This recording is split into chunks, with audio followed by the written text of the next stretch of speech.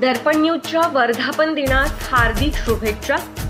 शुभेच्छुक सचिन शिवाजी पाटील दादा, संस्थापक स्वराज्य प्रतिष्ठान, माजी सरपंच ग्रामपंचायत कसबा वाळवे, तालुका राधानगरी, जिल्हा कोल्हापूर, सदस्य गुळ समिती महाराष्ट्र राज्य, प्रोप्रायटर राज गोविंद इंडे, कसबा वाळवे, तालुका राधानगरी, जिल्हा कोल्हापूर।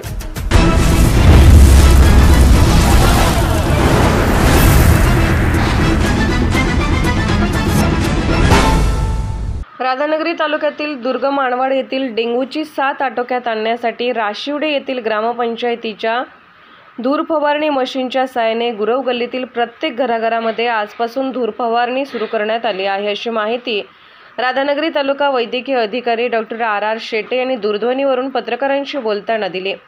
आज कसबा तराळे येथील प्राथमिक आरोग्य केंद्राचे वैद्यकीय अधिकारी डॉक्टर ओंकार चौगले यांच्या पथकाने गावात भेट दिली। तसेच गुरव गल्लीत असणाऱ्या प्रत्येक घराघरामध्ये धूर फवारणी केली, डेंग्यूच्या अळ्या नष्ट केल्या। तसेच 3 रुग्णांचे रक्ताचे सॅम्पल तपासणीसाठी कसबा तराळे येथील डॉक्टर रायकर यांच्या हॉस्पिटलमध्ये पाठवण्यात आले आहेत। आज तापाचा एकही रुग्ण सापडला नसल्याचेही त्यांनी सांगितले। काल 12 रुग्णांचे घेतलेले रक्ताचे सॅम्पल तपासणीसाठी कोल्हापुरातील शासकीय रुग्णालयात पाठवण्यात आले असून त्याचे रिपोर्ट मंगळवारी मिळणार आहेत। राधानगरी तालुक्यातील दुर्गम माणवाड येथे काही दिवसापासून डेंग्यू सदृश्य साथ गावात पसरली आहे। गावात डेंग्यूने कोणताही मृत्यू झाला नसल्याचेही डॉक्टर शेटे यांनी सांगितले।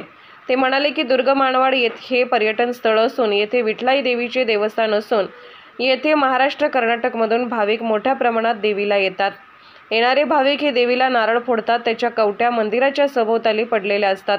त्यामध्ये डेंग्यूच्या अळीचा मोठा प्रादुर्भाव होतो, त्यामुळे या अळ्या गावात पसरल्या आहेत। गावातील काही लोकांच्या घरातील फ्रीजच्या भांड्यामध्ये अळ्या सापडल्या आहेत।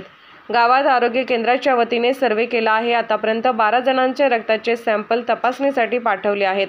काही रुग्ण तपासणी करून घेण्यास टाळाटाळ करत असल्याची धक्कादायक माहिती पुढे आली आहे। कोल्हापूरहून दर्पण न्यूजसाठी अनिल पाटील। निर्भीड बेधडक बातमीसाठी दर्पण न्यूज चॅनलला लाईक करा, शेअर करा, सबस्क्राइब करा। मुख्य संपादक अभिजित रांजणे, दर्पण न्यूज।